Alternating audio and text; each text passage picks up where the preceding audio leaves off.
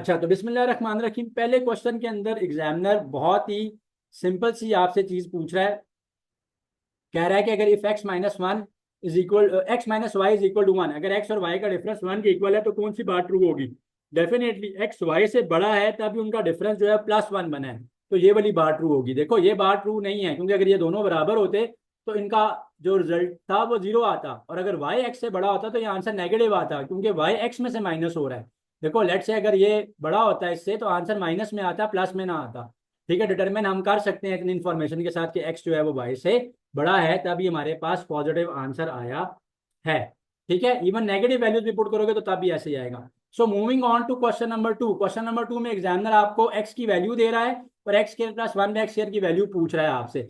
ये क्वेश्चन मैंने एग्जैक्ट आपको लास्ट लेक्चर के अंदर भी करवाया है, क्योंकि इससे रेलिवेंट क्वेश्चन आज के पेपर में आया हुआ था, तो इसलिए मैंने एग्जैक्ट वैल्यू तो अब याद नहीं थी स्टूडेंट को, लेकिन मैंने इस चीज को बीच में ऐड अप किया है। ठीक है, सो वन बाय एक्स पहले निकाल लेंगे हम लोग। वन बाय एक्स क्या आएगा? One by three minus two under root two आ जाएगा। इसको मल्टीप्लाई और डिवाइड कर लो, यानी रैशनलाइज कर लो आप। Three plus two under root two से डिवाइडेड बाय थ्री प्लस ये टू अंडर रूट टू है। ठीक है, three plus two under root two से इसको साथ मैंने डिवाइड कर लिया। ऊपर आ जाएगा मेरे पास three plus two under root two, नीचे मेरे पास क्या हो जाएगा? This is a minus b and this is a plus b, so this will become a square minus b का square. So this will be 3 plus 2 under root 2 and 3 का square will be 9, 2 का square is 4 और under root 2 is 2, so this will become 8, नीचे 1 आ जाएगा। Usually जब हम rationalise करते हैं तो मोस्ट ऑफ द केसेस में नीचे 1 ही आ रहा होता है, लेकिन सॉल्व कर लिया करो। तो ये वैल्यू आ गई मेरे पास वन बाय एक्स की। अब मैं सॉल्व करता हूं। अब मैं x square plus one by x square निकालने जा रहा हूं। ठीक है, मैं ब्लू में उसको सॉल्व कर रहा हूं। सो मैं क्या करूंगा? पहले x plus one by x करूंगा, फिर मैं उसका स्केयर कर लूंगा। सो एक्स की वैल्यू क्या है मेरे पास? That is three minus two under root two. One by x की वैल्यू क्या है मेरे पास? That is three plus two under root two का होल स्केयर करेंगे। Two under root two minus two under two will get cancelled. Three plus three is six, six का square is 36। अच्छा जी, left hand side को भी छेड़ा नहीं है examiner, हो सकता है जान के यहाँ 36 का ऑप्शन भी आपको दे दे। 36 आंसर नहीं है, क्योंकि मैंने x square plus one by x square निकालना है। अगर तो वो मुझे कहता है कि x plus one by x square निकालो, तो फिर मैं यहाँ तक रुक जाता। जब मैंने x plus one by x का होल स्क्वायर को ओपन करना पड़ेगा, क्योंकि मैं x square plus one by x square निकालने जा रहा हूँ। अगर तो x plus one by x whole square पूछा तो फिर यही आंसर था, लेकिन उसने ये पूछा हुआ है a square plus b square plus two a b open होगा। राइट साइड पे 36, ये एक्स एक्स के साथ कैंसिल हो जाएगा। I be left with two. I take the two on the other side. 36 में से टू माइनस हो जाएगा तो पीछे 34 रह जाएगा। तो x square plus one by x square की जो वैल्यू आएगी दैट विल बी 34। ठीक है, सो इजी क्वेश्चन था, लेकिन पेपर ओरिएंटेड क्वेश्चन। ठीक है, वेरी बैरिया का जो कहते हैं ना, बैरिया के सीबीडी ओरिएंटेड क्वेश्चन था ये।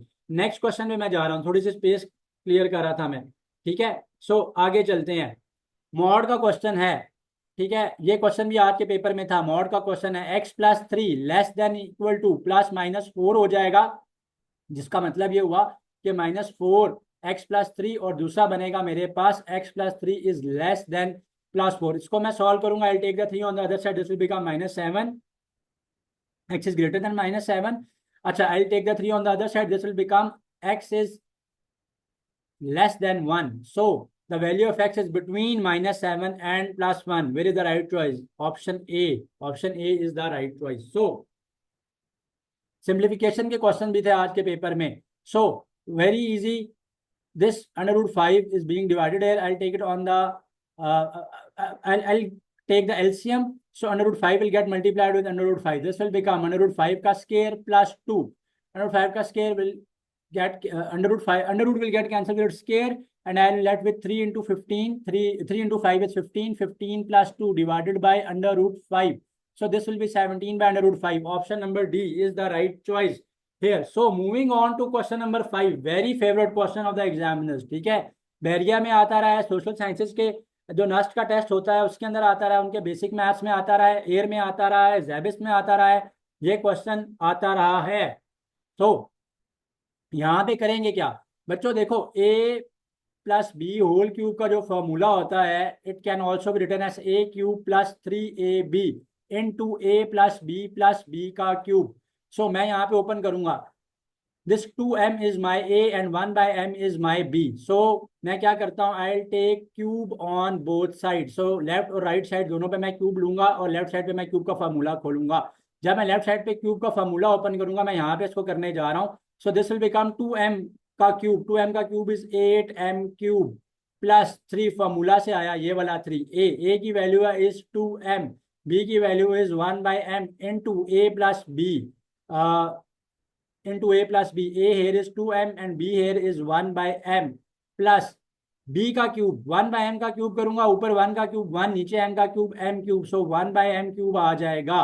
और राइट हैंड साइड पे मेरे पास क्या आएगा, राइट हैंड साइड पे दोनों का क्यूब होगा. 3 का क्यूब करूंगा 27 आ जाएगा, और √2 का क्यूब करूंगा तो √2 का क्यूब हो जाएगा, which can be written as √2 का स्क्वायर इंटू √2. √2 के स्क्वायर के साथ ये कैंसिल हो जाएगा, I will be left with 2 √2. सो यहाँ पे साथ इसके आ जाएगा 2 √2 मल्टीप्लाई हो रहा होगा. अब लेफ्ट हैंड साइड पे वापस आ रहा हूँ मैं. 8m cube plus 1/m cube की वैल्यू मैंने निकालनी है. इनको मैं ना छेड़ूंगा ना इस क्वेश्चन में, फिलहाल मैं इसको छेड़ सकता हूँ. m के साथ कैंसिल हो जाएगा. 3 2 6, दिस विल बिकम 6. मैं ब्लैक में लिख रहा हूँ ताकि कंफ्यूजन ना हो, स्पेस मेरे पास कम है. 6 और ये कैसे 6 बना फिर बता रहा हूँ. 3 इंटू 2 किया 6, m के साथ कैंसिल हो गया. 2m प्लस 1/m की वैल्यू पुट कर लूंगा. 2m प्लस 1/m की वैल्यू इनिशियली क्वेश्चन के अंदर गिवन थी, that was 3 √2. So what will happen next is के सॉरी दैट इसकी वैल्यू थी दैट इज 3 √2. ठीक है. सो अब होगा क्या, लेफ्ट साइड के ऊपर 8m का क्यूब प्लस 1/m का क्यूब पड़ा रहने दो. 3 6 18, 18 √2 जो है उसको मैं दूसरी साइड पे ले जाता हूँ. दूसरी साइड पे क्या बन रहा था, 27 इंटू 2 इज 54 √2. और ये जो आई वहां से टर्म उसका साइन ऑपोजिट हो जाएगा, 18 √2 कैंसिल करेंगे, 36 √2 आ जाएगा इसका जब सिंप्लीफाई किया. सो ये एक ऐसा क्वेश्चन था जो पेपर के अंदर थोड़ा सा जरा ज्यादा सॉल्विंग वाला था. सो आई एम होपफुल कि ये क्वेश्चन क्लियर है. क्वेश्चन लूंगा लेकिन लेक्चर के एंड पे. ठीक है जी. नेक्स्ट क्वेश्चन में हमसे कह रहा है कि इस टर्म को फैक्टराइज करके बता दो कि इसका फैक्टराइजेशन जो है वो इसकी क्या बनती है. सो देखो, अगर मैं इसको फैक्टराइज करता हूँ इस टर्म को, तो यहाँ पे पहली दो टर्म्स में क्या कॉमन है, पहली दो टर्म्स में 3a कॉमन है. 3a जब मैं कॉमन लूंगा तो I will be left with 2a plus के. अच्छा, इन दोनों में क्या कॉमन है, एक तो माइनस का साइन कॉमन है भाई, साफ दिख रहा है. ठीक है, माइनस के को कॉमन ले लूंगा. जब माइनस के को कॉमन लूंगा तो प्लस 2a रह जाएगा. 2 के हैं, एक के चला गया तो एक के रह जाएगा और माइनस के की जगह पे प्लस के हो जाएगा. So this will become 3a minus k into 2a plus k. So where is the right option, right option is option number D. उसने सिर्फ इस टर्म को बाद में लिखा हुआ है, पहले लिखने से कोई फर्क नहीं पड़ता. Product a into b, b into a का सेम होगा. So moving on to question number 7, which is the which of the following is true for the second quadrant. Second quadrant के अंदर कौन सी बात ट्रू होगी, तो पहले भी बताया हुआ है फिर बता देता हूँ. ACTS, this is your first quadrant, this is your second quadrant, this is your third and this is your fourth quadrant. First quadrant में all trigonometric functions are positive. ठीक है, दूसरे के अंदर साइन पॉजिटिव होता है सेकंड के अंदर, और सेकंड का साइन का रेसिप्रोकल जो है कोसेकेंट वो पॉजिटिव होता है. इसी तरह थर्ड में tan और tan का रेसिप्रोकल पॉजिटिव होगा. फोर्थ में cos और cos का रेसिप्रोकल सीकेंट जो है वो पॉजिटिव होंगे. सो सेकंड क्वाड्रेंट के लिए sine is positive. So this was true. Moving on to question number 8, थोड़ा सा सॉल्विंग वाला क्वेश्चन है. ये फिर भी थोड़ा सा मुश्किल करवा रहा हूँ, इससे भी हल्के लेवल के क्वेश्चन जो है वो पेपर में हो सकते हैं, लेकिन डिफिकल्टी लेवल एट मैक्स यही होगा ट्रिग्नो का, अगर आता है एडवांस मैथ्स में तो. ठीक है जी, ओपन करने जा रहा हूं मैं. सीकेंड एक्स को मैं लिख सकता हूं 1/cos x, क्योंकि ये उसका रेसिप्रोकल है. सो this will become 1/cos x minus ये वाला सीकेंड एक्स भी 1/cos x आ गया मेरे पास. ब्रैकेट में मेरे पास 1 माइनस साइन 2x है. तो भाई साइन 2x का फॉर्मूला क्या होता है, I am writing it in green, that is 2 sin x cos of x. So 2 sin x cos of x आ जाएगा मेरे पास. अब मैं ब्रैकेट को ओपन करूंगा, 1/cos x, ये माइनस ये 1/cos x जब इससे मल्टीप्लाई होगा तो माइनस 1/cos x ही आएगा. Minus minus will become plus. So this will become 1/cos x into 2 times sign of x into cos of x. अच्छा एक बात, ये minus 1/cos x plus 1/cos x cancel हो जाएंगे, और ये वाला cos x इस cos x के साथ कैंसिल हो जाएगा, and will be only left with 2 sin of x. So option B here is the right choice. So moving on to next question, पूछ रहा है कोसेकेंट 45 की क्या वैल्यू है। ऐसे ही आसान से क्वेश्चन आएंगे अगर ट्रिग्नो से आते हैं एडवांस मैथ्स में। सो वैल्यू क्या होती है साइन 45 की। साइन 45 एक ऐसा है 45 डिग्री का ऐसा एंगल है कि साइन 45 कॉस 45 दोनों सेम होते हैं और दोनों की वैल्यू 1/√2 होती है। तो कोसेकेंट जो है साइन का रेसिप्रोकल है, तो इसका मतलब है जब मैं कोसेकेंट 45 निकालूंगा तो यहाँ पे मैं रेसिप्रोकेट कर दूंगा, this will become √2/1 and that will be √2। So this is option number D. Table बनाना आगे जाके लेक्चर में सिखाऊंगा। ठीक है जी, आगे चलते हैं। 1/tan 45 अभी बताया है, साइन 45 और कॉस 45, इसके रिलेशनशिप को लेके काफी दफा क्वेश्चन आए हैं कि कौन से एंगल के ऊपर या वैल्यू ऑफ एक्स के ऊपर कहाँ पे दोनों के दोनों इक्वल है। तो साइन 45 कॉस 45 दोनों मैंने बताया कि 1/√2 होते हैं, और हमें पता है कि tan क्या होता है, that is sine over cos. तो जब ये भी 1/√2 आएगा, नीचे वाला भी 1/√2 आएगा, तो दोनों कैंसिल होके 1 बना लेंगे। सो 1 प्लस tan 45 की वैल्यू भी मैंने एक्सप्लेन कर दी, 1 होती है। 1 का स्केयर इज 1, 1 + 1 इज 2। कहाँ पे right option B, B is the right choice. तो which of the following is the right angle triangle. ठीक है, राइट एंगल ट्राइंगल चेक करने का रूल ये है एनालिटिकल ज्योमेट्री के अंदर कि अगर किसी एक साइड का स्केयर, ठीक है, यानी किसी एक साइड का स्केयर इक्वल हो रहा है बाकी दो साइड्स के स्केयर्स के सम के, इसका मतलब है कि ये राइट एंगल ट्राइंगल है। इन अदर वर्ड्स हाइपोटेन्यूज का square is equal to base का स्केयर प्लस परपेंडिकुलर का स्केयर है। तो आपको ये बारी बारी चेक करने पड़ेंगे, मैं पहले फर्स्ट वाले को चेक करता हूँ। अच्छा, सबसे बड़ी साइड को आप जो है वो एक साइड पे रखो, छोटी दो के स्केयर्स का सम दूसरी साइड पे रखो। वैसे भी hypotenuse length wise right angle triangle में बाकियों से बड़ी होती है। तो लेफ्ट साइड पे आ जाएगा 13 का स्केयर, राइट साइड पे मैं रखूंगा 12 का स्केयर प्लस 5 का स्केयर। 13 का स्केयर इज 169, 12 का स्केयर इज 144, 5 का स्केयर इज 25। सो 169 आ रहा है, ये भी 169 आ रहा है। पहले भी बताया था मेन स्केयर्स को याद रखो, 13 का, 12 का स्केयर, 5 का स्केयर, 7 का स्केयर, 14 का स्केयर पता होना चाहिए, 5 और 15 और 16 का स्केयर भी पता होना चाहिए। ये बहुत ज्यादा रिपीट होते हैं पेपर्स के अंदर। तो इत्तेफाक की बात हुई कि मैंने ऑप्शन ए को वैसे ही क्यों मार्क किया था मुझे याद नहीं आ रहा, लेकिन यही आ गया है right answer. So very important question, थोड़ा सा सोचने वाला क्वेश्चन है। कहता है a circle with its center at origin has a radius of 3 units. The circle will pass through the following points except. So question number 12 में examiner तुम लोगों को कह रहा है कि हमारे पास एक सर्कल है जिसका सेंटर ओरिजिन है, ठीक है, जिसका सेंटर जो है वो 0,0,0 है। अब उसका रेडियस 3 यूनिट्स है, तो हमें पता है सेंटर से लेके यहाँ तक ये इसका रेडियस है, तो ये 3 यूनिट्स है। ये भी रेडियस है 3 यूनिट्स है। इवन मैं अगर इसको उठाऊंगा तो ये भी रेडियस आएगा, ये भी 3 यूनिट्स है। यहाँ से मैं यहाँ जाऊंगा तो ये भी 3 यूनिट्स है, ये भी रेडियस है। सो अब ये देखो 3,0, 3,0 ये बनता है, एक्स के ऊपर हम कुछ नहीं एक्स के ऊपर हम 3 यूनिट चले, वाई के ऊपर हम कुछ नहीं चले, तो ये पॉइंट बनता है 3,0, तो सर्कल के ऊपर लाई कर रहा है। बिल्कुल ठीक है, ठीक है। अच्छा 0,3 का मतलब है मैं एक्स पे नहीं चला, सिर्फ वाई पे चला, तो ये वाला पॉइंट भी तो रेडियस ही बनता है। 0,3 इसका मतलब है ये भी वैलिड है। -3,0 भी वैलिड है। कैसे, मैं एक्स के ऊपर नेगेटिव एक्स के ऊपर चला तो 3 यूनिट्स ही मेरे पास रेडियस आता है। सो दिस इज -3,0। सो ये भी सर्कल के ऊपर ही लाई करता है, ये पॉइंट सर्कल के ऊपर लाई नहीं करता। 0,9 का मतलब एक्स पे मैं कुछ नहीं चला, वाई एक्सिस पे मैं 9 यूनिट चला, तो 9 तो यहाँ पे कहीं ऊपर होगा, सर्कल के ऊपर लाए नहीं करेगा। तो ये तीनों पॉइंट जो सर्कल के ऊपर लाई कर रहे थे, ये पॉइंट सर्कल के ऊपर लाए नहीं कर रहा था। So right choice is option number D. So moving on to question number कौन सा है जी, 13। कहता है the area of a circle having circumference 16 पाई।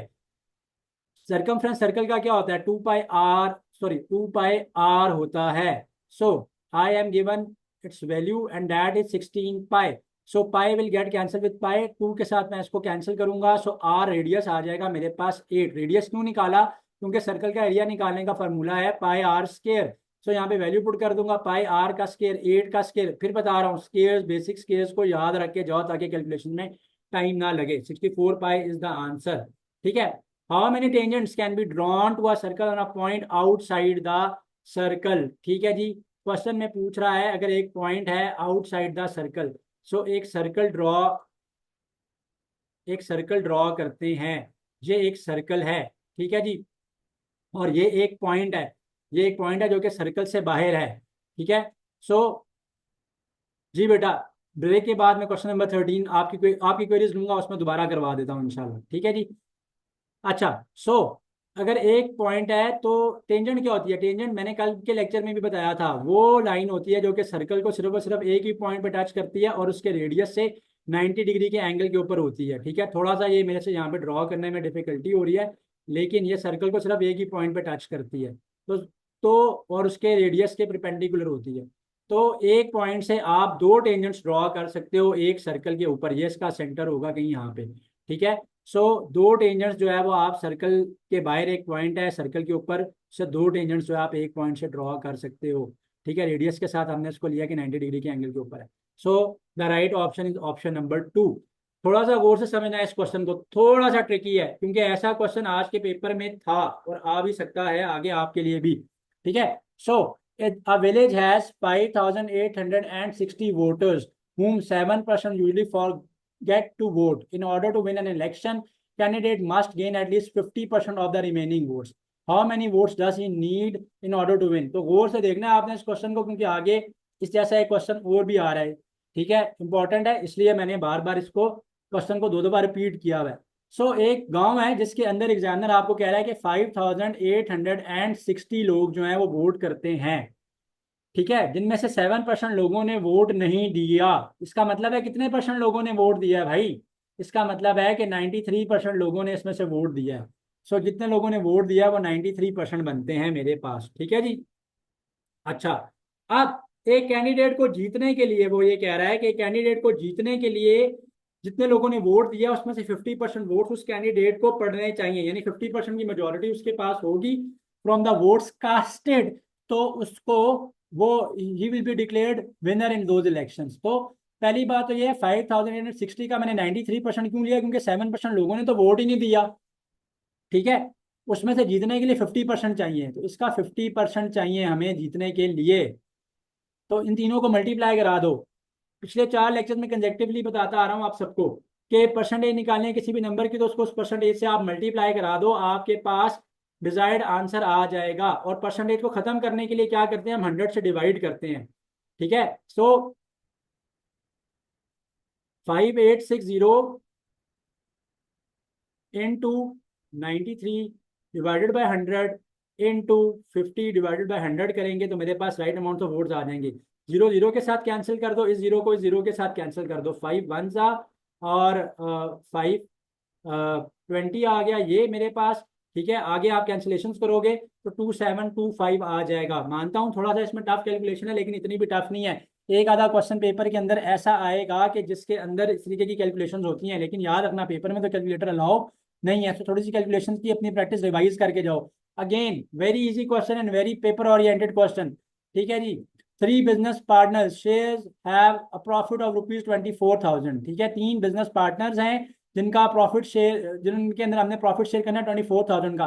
तो लीज शेयर कितना है? तो भाई पहले भी बताया हुआ है, ऐसे क्वेश्चन में क्या करो, टोटल को आप कर लो। तो 5x पहले का शेयर है, 4x दूसरे का, 3x तीसरे का शेयर है, टोटल कर लेंगे 24,000। मेरे पास राइट साइड पे आएगा 12x, और सॉरी लेफ्ट साइड पे आएगा 12x। कैंसिल करूंगा, एक पोर्शन बनता है मेरे पास 2000 का। लीज शेयर किसका था? जिसके पास 3 पार्ट थे यानी 3x थे, तो 3 इंटू 2000 करूंगा तो मेरे पास 6000 जो है वो आंसर आ जाएगा। It was an easy question. ठीक है, the following matrix is a singular matrix, find the value of G. थोड़ा सा मेरे लिए टाइप करते हुए यहाँ पे ब्रैकेट बनाते हुए इशू आ रहा था, तो मैंने भी तांगा आगे इसको छोड़ दिया। तो ये डिटर्मिनेंट है, डिटर्मिनेंट के गिर्द ये या मैट्रिक्स है तो उसके गिर्द ब्रैकेट होती है। सिंगुलर मैट्रिक्स कौन सा होता है? ऐसा मैट्रिक्स जिसका डिटर्मिनेंट आप लो और उसका डिटर्मिनेंट 0 आए, ऐसे मैट्रिक्स को आप सिंगुलर मैट्रिक्स कहते हो। तो डिटर्मिनेंट हम कैसे लेते हैं? हम इस डायगोनल को आपस में मल्टीप्लाई कराएंगे और इसको आपस में मल्टीप्लाई कराएंगे, दोनों का आपस में डिफरेंस ले लेंगे। तो 6g minus 2 into 3 is 6 is equal to 0। This will be 6g is equal to 6। Ji will be equal to 1। जी की वैल्यू यहाँ पे 1 आ गई। ओके, तो बच्चों क्वेश्चन नंबर 19 में एग्जामिनर आपसे पूछ रहा है, if 2 dice are thrown find the probability that the same number shows up on both dice. तो हो रहा ये है कि 2 डाइस को वो इकट्ठे थ्रो कर रहा है और पूछ रहा है कि क्या प्रोबेबिलिटी है कि दोनों के ऊपर सेम नंबर आएगा। देखो, जब 2 डाइस इकट्ठे शो होंगे तो 6 into 6 total number of sample spaces मेरे पास 36 बनेगी। कैसे? देखो, 1,1 यानी पहले डाइस पे भी 1 आया, अगले पे भी 1 आया, फिर 1,2 पहले पे 1 आया, अगले पे 2 आया, 1,3 इस तरह करते करते मैं इसको 1,6 तक लेके जाऊंगा। और यहाँ पे फिर मैं 2,1, फिर 2,2, 2,3 सो ऑन करता करता मैं इसको 6,1, 6,2 से लेकर इसको 6,66 तक लेके जाऊंगा। यहाँ पे है क्या? आपसे क्वेश्चन में एग्जामिनर पूछ रहा है कि कब दोनों डाइस के ऊपर सेम नंबर पॉपअप हुआ है। सो 1,1 के केस में सेम नंबर होगा, 2,2 पे भी दोनों डाइस पे सेम नंबर होगा, 3,3 पे भी, 4,4 पे भी, 5,5 पे भी और 6,6 पे भी। हमें पता है कि प्रोबेबिलिटी हम कैसे निकालते हैं, जो हमारे जिसकी हम प्रोबेबिलिटी निकाल रहे होते हैं, जैसे यहाँ पे सेम नंबर की हम प्रोबेबिलिटी निकाले हैं, वो आउटकम्स कितनी दफा आए हैं divided by total number of outcomes. तो ये आउटकम्स 6 टाइम्स आए हैं, अपीयर हुए हैं कि दोनों डाइस के ऊपर सेम नंबर है। सो 6 ऊपर आ जाएगा, total number of outcome sample space के यहाँ पे 36 है, 1/6 आ जाएगा।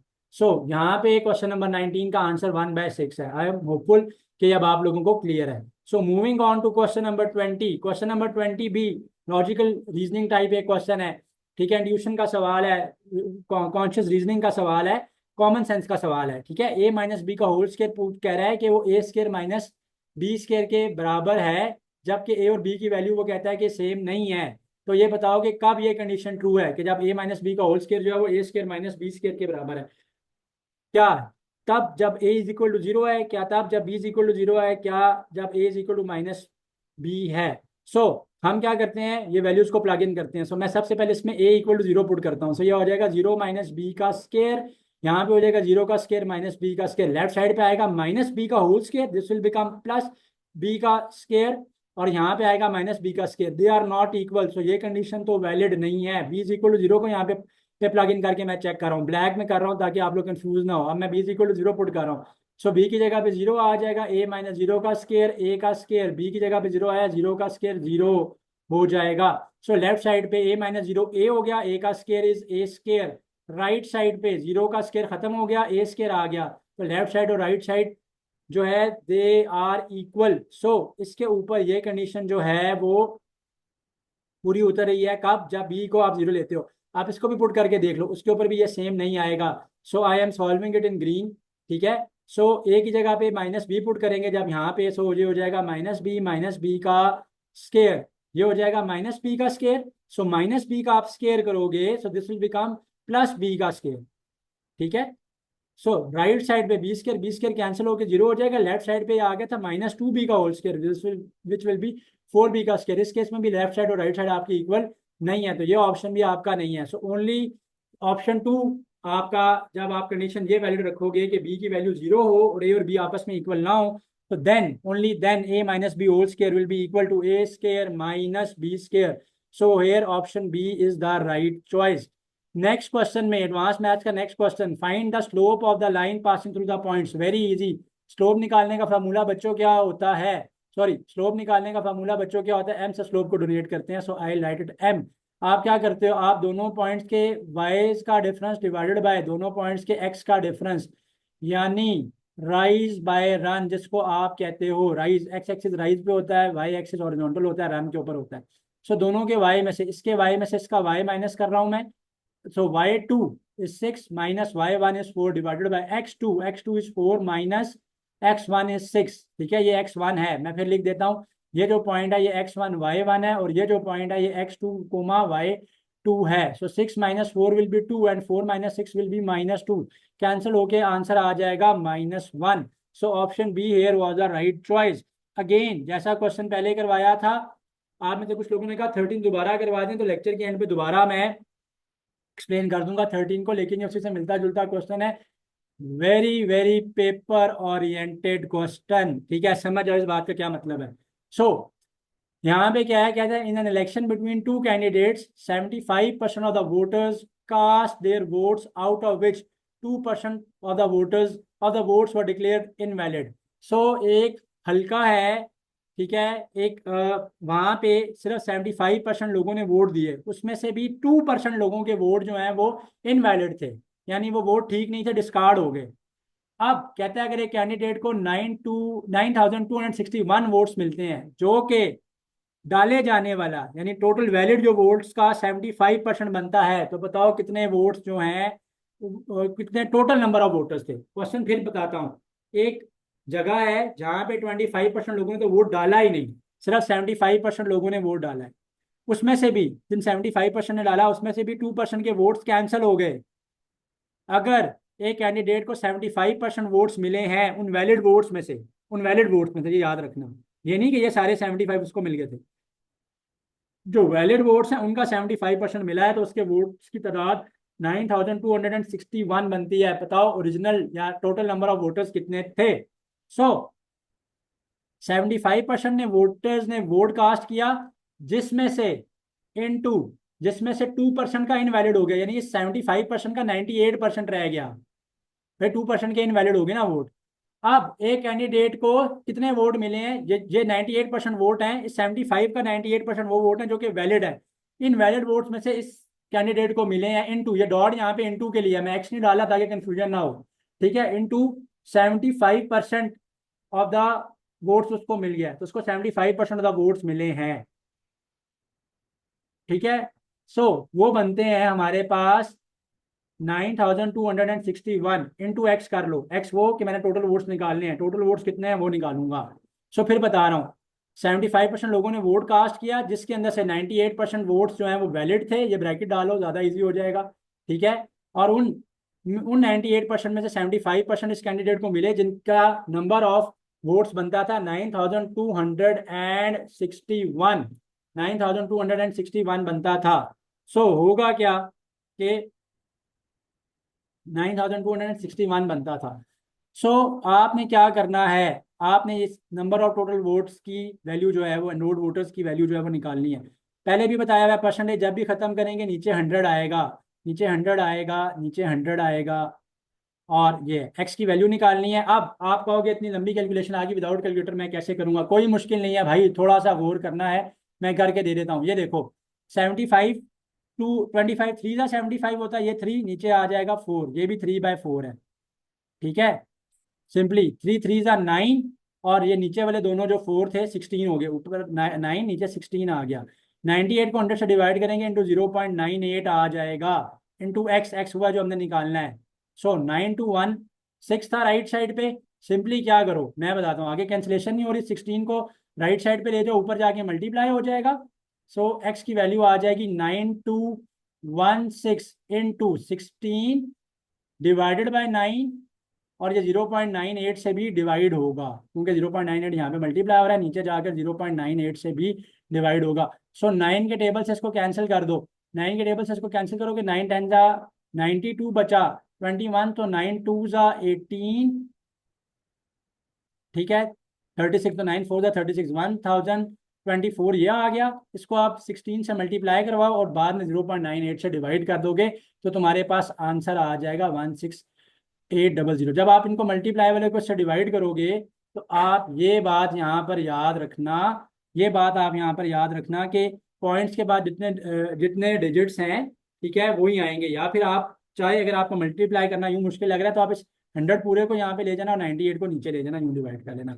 सो 16,800 was the total number of voters in this village. So this was one of those question के जिसपे आपका थोड़ा सा कैलकुलेशन में टाइम लगेगा। इसके अलावा पेपर के अंदर ऐसे क्वेश्चन कम ही होते हैं जिनके ऊपर कैलकुलेशन के ऊपर टाइम लगे। अब आते हैं जो एडवांस मैथ्स के से रेलिवेंट डेरिवेटिव्स या इंटीग्रल्स, या आप ये कह दो कि स्लोप से रिलेटेड क्वेश्चन है। तो इस लेक्चर में मैंने तुम लोगों को प्रोबेबिलिटी भी करवा दिया, स्लोप से ओरिएंटेड भी क्वेश्चन करवाए, मैंने आप लोगों को यहाँ पे जो है थोड़े से जो अलजेब्राइक क्वेश्चन थे एडवांस मैथमेटिक्स से रिलेटेड वो भी करवाए। ठीक है, सो आप जा रहे हैं हम इस क्वेश्चन पे, कहते हैं find the derivatives and integrals पे। सो क्वेश्चन नंबर 22 में एग्जामिनर आपको कह रहा है कि what is the derivative of this, ठीक है, दिस टर्म। सो मुझे थोड़ा टाइप करने में इशू था, मैं इसको दोबारा लिख देता हूँ। यह है x² + 3x, और यहाँ पे है मेरे पास f(x). तो डेरिवेटिव जब मैं इसका लूंगा, सो डेरिवेटिव लेते हुए क्या करते हैं, पुरानी पावर से साथ मल्टीप्लाई कराते हैं और नई पावर एक काम हो जाती है, x की पावर 1 हो जाएगा, और x का डेरिवेटिव 1 होता है, 3 × 1 3। सो 2x + 3, very easy question. Integral और डेरिवेटिव्स बैरिया के टेस्ट के अंदर अगर आएंगे तो बड़े ही इजी होंगे, बहुत ज़्यादा कोई डिफिकल्ट नहीं होंगे। इस क्वेश्चन का इंटीग्रल पूछ रहा है, बेसिकली क्वेश्चन ये है 3x⁻², इसका इंटीग्रल पूछ रहा है। 3 कांस्टेंट है, बाहर रख लो, x2 dx। इंटीग्रल लेते हुए क्या करते हैं भाई, इंटीग्रल लेते हुए एक नई पावर को इंक्रीज करते हैं और नई पावर से डिवाइड करते हैं। सो 3 तो अपनी जगह पे रहेगा, 2 की पावर में 1 ऐड होगा, सो this will become 3 divided by the new power 3 plus constant of integration हमेशा साथ लगाया जाता है। सो x³ + 6 रह जाएगा। आगे स्टेप्स करने की जरूरत नहीं है, एंट्रेंस टेस्ट में टाइम शॉर्ट होता है, जब आंसर पता चले उसी टाइम करेक्ट ऑप्शन को टिक करो। लिमिट पूछ रहा है, ठीक है, सो लिमिट क्वेश्चन को मैं अरेंज करता हूँ। बेसिकली क्वेश्चन ये है कि लिमिट x अप्रोचेस टू 1, जबकि गिवन है x⁻² - 1 डिवाइडेड बाय x - 1। सो देखो डायरेक्टली इसमें लिमिट पुट नहीं करेंगे, डायरेक्टली इसमें लिमिट पुट करेंगे तो अनडिफाइंड हो जाएगा, लिमिट एग्जिस्ट नहीं करेगी। उसके बजाय पहले इसको थोड़ा सा सॉल्व कर लो। ऊपर फार्मूला पड़ा हुआ है A square minus B square की फॉर्म में, वन का स्केयर वन ही होता है, ठीक है। So which can be open as A minus B into A plus B divided by A minus B. So x minus 1 will get cancelled with x minus 1. You will be left with limit x approaches to 1 into x plus 1. So x की जगह पे जब 1 put करेंगे so 1 plus 1 is equal to 2 आ जाएगा। So 2 here was the is the right choice. So easy question था ये भी। Again derivative से भी आसान क्वेश्चन आया हुआ है। पूछ रहा है आपसे what is the derivative of f of x equal to sin of x. So देखो एक बात याद रखो, जितने भी टर्म्स सी से स्टार्ट होती हैं, ट्रिग्नोमेट्रिक फंक्शन जिनके नेम सी से स्टार्ट होते हैं, उनके डेरिवेटिव्स में माइनस का साइन आता है, चाहे इनवर्स डेरिवेटिव्स ही क्यों नहीं ले रहे हो। जिसमें कॉज एक्स का जो डेरिवेटिव है वो माइनस साइन एक्स होता है, ठीक है। इसी तरीके से अगर मैं आपको बताऊं कॉट एक्स का माइनस को सीकेंड स्केयर एक्स होता है, माइनस को सीकेंड स्केयर एक्स होता है। सो ऐसे ट्रिग्नोमेट्रिक फंक्शन जिनका नाम सी से स्टार्ट होता है, ठीक है, उनके नेगेटिव होते हैं, तो मैंने याद ऐसे रखे हुए हैं। लेकिन साइन तो पॉजिटिव है, सॉरी ऐसे स्टार्ट हो रहा है तो इसका पॉजिटिव होता है डेरिवेटिव, जो कि होता है plus cos x, minus cos x नहीं होगा। नेगेटिव साइन कब आता है डेरिवेटिव में। साथ एक टिप आप लोगों को मैंने दे दी, अक्सर मैं अपने स्टूडेंट्स को दे रहा होता हूँ ऐसी टिप्स जो बहुत ईजी होती हैं उनको याद रखने में। सी से जिनका नाम स्टार्ट होगा नेगेटिव आएंगे। कहते हैं लिमिट बता दो इसकी, विदाउट चॉइस देखे करवा रहा हूँ ये क्वेश्चन। देखो अगर लिमिट एक्स अप्रोच करे जीरो को और साइन एक्स बाई एक्स पड़ा हो तो ये एक लिमिट की आइडेंटिटी है जिसको आप सैंडविच थ्योरम कहते हो। इसका आंसर वन होता है। ये याद रखना कि अगर साइन के अंदर जो आर्गुमेंट में पड़ा है वही टर्म नीचे डिनोमिनेटर में पड़ी हो और limit x approach to zero हो रही हो तो ये वन होता है। ये आप समझ लो कि एक लिमिट की आइडेंटिटी है या उसका एक थ्योरम है, ठीक है, जिसको आप सैंडविच थ्योरम कहते हैं, ठीक है। तो this is known as sandwich theorem. So इसको यूज करेंगे। अब प्रॉब्लम क्या है यहाँ पे, ऊपर तो 7n है, नीचे भी मेरे पास 7n होगा तो ये 1 बनेगा। सो मैं क्या करूंगा, मैं 7 से मल्टीप्लाई और 7 से डिवाइड करूंगा। Limit n approaches to zero, ऊपर है 7n डिवाइडेड बाय n। ये जो 7 है इसको मैं लिमिट के अंदर इंसर्ट कर लूंगा, यहाँ पे ले जाऊंगा मैं इसको, तो ये बन जाएगा 7 limit 7 of Sn divided by S of n। So limit n approaches to zero है। सो ये सारी टर्म क्या हो जाएगी, ये सारी टर्म जो है सैंडविच थ्योरम के मुताबिक, आप जो ऊपर आर्गुमेंट में नीचे डिनोमिनेटर में वही पड़ा हुआ है, लिमिट अप्रोच करिए जीरो को, ये सारी टर्म 1 बन जाएगी। सो 7 इंटू 1 इज 7, इसका आंसर 7 आएगा। सो कहाँ पे है जी, right option, option B is the right choice, ठीक है। Moving on to question number 27। What is the slope of the line. Slope देखो, स्लोप इंटरसेप्ट फॉर्म क्या होती है, फॉर्मूला इसमें मैंने आपको भेजा हुआ है, y is equal to m x plus c होती है स्लोप। सो जब मैं इसको इसके साथ देखो y का कोफिशिएंट 1 होना चाहिए। अगर क्वेश्चन में y का कोफिशिएंट 1 ना होता तो मैं पहले उसको 1 बनाता, ठीक है। उसकी भी मैं आपको एक एग्जांपल अभी करवा देता हूँ ताकि अगर वैसा कुछ हो तो आप पेपर में कर लो। पहले इसको कंप्लीट करते हैं। तो जब मैं इसको एम एक्स प्लस सी के साथ कंपेयर करूंगा तो ये मेरा c है और ये मेरा एम एक्स है, यानी एम एक्स मेरे पास 3x है। तो स्लोप जो मेरे पास है m वो 3 आ जाएगी। सो स्लोप हेयर इज 3। सो मैं क्या कह रहा था, मैं कह रहा था कि y का कोफिशिएंट नेसेसरीली 1 होना चाहिए, तभी आप इसको स्लोप इंटरसेप्ट फॉर्म की करेक्ट टाइप बनाते हो। फॉर एग्जाम्पल अगर मेरे पास यहाँ पे ये क्वेश्चन होता 2y प्लस 5x माइनस 3, पूछता इसकी स्लोप क्या है, तो मैं पहले से कोफिशिएंट को 1 बनाता। So I will have to divide with 2 on both side, या इस 2 को मल्टीप्लाई पूरा वहां पे नीचे जाके मैं डिवाइड कर लेता। लेट्स से मैंने इस 2 को जो यहाँ पे मल्टीप्लाई आ रहा था नीचे जाके डिवाइड कर दिया। So y is equal to 5x/2 minus 3/2 बनेगा। अब जब मैं इसको mx प्लस सी के साथ कंपैरिजन में लेके आऊंगा, सो mx ये बनेगा, सो m मेरे पास 5/2 बनेगा इस केस में। सो दोनों केसेस बता दिए। वैसे तो इस क्वेश्चन का आंसर 3 था, लेकिन ये समझा दिया कि y के कोफिशिएंट को 1 करना नेसेसरीली जरूरी है, तभी आप उसको स्लोप इंटरसेप्ट फॉर्म के कंपैरिजन में लेके जाके स्लोप निकालोगे। e की पावर x का डेरिवेटिव सॉरी इंटीग्रल पूछ रहा है। अच्छा, e की पावर x ऐसा ऐसा फंक्शन है, ऐसा एक्सपोनेंशियल फंक्शन है कि जिसका डेरिवेटिव लोगे तब भी e की पावर x आएगा, जिसका इंटीग्रल लोगे तब भी e की पावर x ही आएगा। सो e की पावर x का इंटीग्रल क्या होगा, e की power x plus c. So question number 28। So what is the derivative of the function f of x equal to natural log of x। Natural log of x का derivative क्या होता है, natural log of x का derivative 1/x होता है, ठीक है। Again basic formulas में सही डेरिवेटिव्स इंटीग्रल्स बैरियर के टेस्ट में पूछे जाते हैं। बहुत ज़्यादा डिफिकल्ट डेरिवेटिव्स इंटीग्रल्स नहीं आएंगे। इसका डेरिवेटिव पूछा था, बहुत आसान है, x³ माइनस 4x गिवन है, ये डिस्कार्ड कर दो, गलती से यहाँ पे टाइप हुआ है मेरे से। 3x² हो जाएगा, ये पुरानी पावर नीचे नई पावर एक का, -4 कांस्टेंट है, x का डेरिवेटिव 1, 3x² -4 आ जाएगा। ठीक है, सॉरी x का कोफिशिएंट था -4, अकेले कांस्टेंट का तो डेरिवेटिव 0 होता है, आपको पता है। सो 3x raised to the power 2 -4 कहाँ पे है? Option A is the right choice. So moving on to question number 31, कहता है लिमिट बता दो 1/x की, what is the limit of 1/x when the limit x approaches to infinity. So limit x approach कर रही है infinity पे, बड़ा इंपॉर्टेंट क्वेश्चन है। ठीक है, लिमिट x अप्रोच कर रही है इन्फिनिटी पे, और 1/x का इसकी क्या वैल्यू आएगी। सो देखो बच्चों, इन्फिनिटी क्या होता है? 1/0 अनडिफाइंड होता है लिमिट, इसको आप इन्फिनिटी कहते हो। सो लिमिट x की जगह पे मैं इन्फिनिटी पुट करूंगा, सो ये हो जाएगा 1/इन्फिनिटी।